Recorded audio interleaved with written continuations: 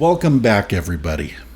So have you noticed that movies lately not only kind of suck, but they've been losing a lot of money for the studios? Let us take a look at it. As of August 2023, the movie industry has seen an inconsistent start to the year, with several high-profile releases failing to live up to expectations. This has put an immense pressure on the second half releases to try and revive the box office and maybe even get it to pre-pandemic levels.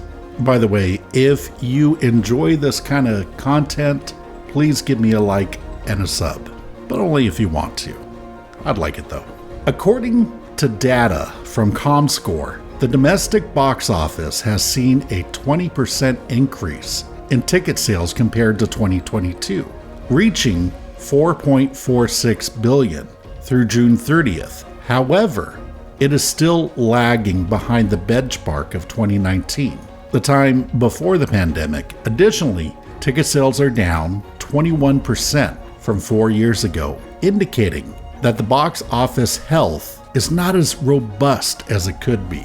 The summer movie season, which typically represents 40% of the year's total ticket sales, has also struggled in 2023.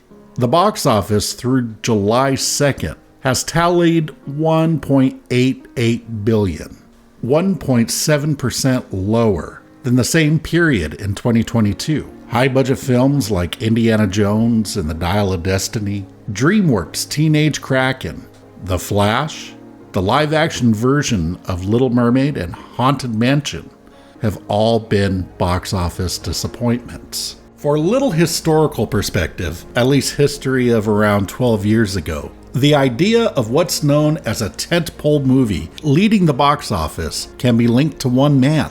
The chief technical officer of Disney Animation, Andy Hendrickson, was quoted as saying, "A tentpole film is one where you can see the desire to see the film to everyone in every distribution channel. It's the only kind of film you can spend $100 million in marketing." Hendrickson also said regarding the live adaptation of Alice in Wonderland, "The story isn't very good, but visual spectacle brought people in droves." And he also added, Johnny Depp didn't hurt. To Hendrickson's credit, his account of the Hollywood tentpole film was pretty much right on the money for a long time. MCU being a great example of this sort of successful strategy. But something seems to have shifted in the audience lately, and this notion of the tentpole movie being the only way to make a film seems to be unrealistic. When we get down to it, the number that a movie has to hit is anywhere from $800 to $1 billion. Anything that falls short of that is labeled as underperforming. But believe it or not, there are a few movies that have bucked this underperforming trend, and they kind of come from surprising sources. Let's look at 3 surprising hits of the summer. The first one being The Sound of Freedom. The film is directed by Alejandro Gomez Monteverde and stars Jim Caviezel as a very fictionalized version of Tim Ballard, a former agent for the U.S. Department of Homeland Security. The plot revolves around Ballard's decision to quit his job and rescue a kidnapped girl in South America, which leads him to save over 100 victims of human trafficking, at least according to the movie. One aspect that I believe is appealing to a significant audience is that The Sound of Freedom seems to cater to a conservative American audience. This conservative audience has voiced the opinion that most of the entertainment industry is run by some secret extremist leftist movement that has some sort of ultimate agenda to achieve. Given some of the decisions that Kathleen Kennedy at Lucasfilm has made, sometimes it's a little hard to argue with their points. Also, the word woke has been thrown around liberally by the conservative groups. I will admit that the representation for conservatives has been lacking And there have been efforts by conservative TV and filmmakers to produce more content, but to be honest, most of it really kind of sucks, with the exception of Tyler Sheridan and his Dutton universe that he's made on Paramount Plus. Now, Tyler Sheridan would be the goal for people to try to emulate, but one thing about him is I don't think his material is necessarily conservative in nature. As far as I can tell, his point of view is that history, and I'd even say life in general, isn't black and white, and there is a lot of nuance to both. Anyway, back to Sound of Freedom. The film has garnered strong word-of-mouth buzz, with audience giving it a A+ cinema score.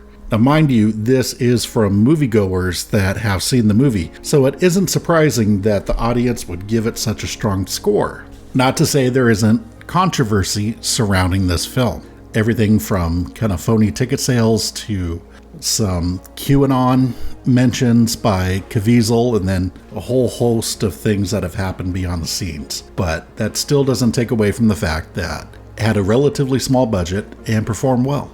I would be remiss if I didn't include the most recent box office juggernaut unexpected combo known as Barbenheimer. Both Barbie and Oppenheimer achieved remarkable success at the box office, defying conventional expectations and making a significant impact on the film industry. Barbie, the movie based on the iconic Mattel doll, and Oppenheimer, a historical drama centered around J. Robert Oppenheimer and the development of the atomic bomb. Barbie had several factors contributing to its success. The film broke the opening weekend record for 2023, becoming the best opening of the year with a domestic gross of $162 million. Directed by Greta Gerwig, Barbie also shattered the first weekend record for a film directed by a woman. The movie's approach to building a narrative around a doll turned into a thought-provoking exploration of feminism, inclusiveness, and societal norms. This engagement with relevant themes, along with its critical acclaim, helped draw an audience. Oppenheimer, directed by the incredible Christopher Nolan, focused on a complex moral and historical questions surrounding the development of the atomic bomb during World War II. Nolan is known for his audacious storytelling, and Oppenheimer continued his tradition of challenging audiences to think deeply. Despite its serious themes and extended runtime, the film managed to captivate audiences, earning $82.4 million in its opening weekend. The success of these films is notable not only for their individual achievements, but also for the message they send to the industry. In a landscape dominated by sequels, reboots, and franchise films, basically tentpole, Barbie and Oppenheimer proved that original and thought-provoking content can still resonate with audiences. The box office reflects a growing interest among viewers for fresh and innovating storytelling, which could potentially mark a turning point in Hollywood's approach to film production. Additionally, the unique pairing of Barbie and Oppenheimer as kind of a weird double feature sparked an internet conversation and some really funny memes. Despite their vastly different subject matters, both films encouraged viewers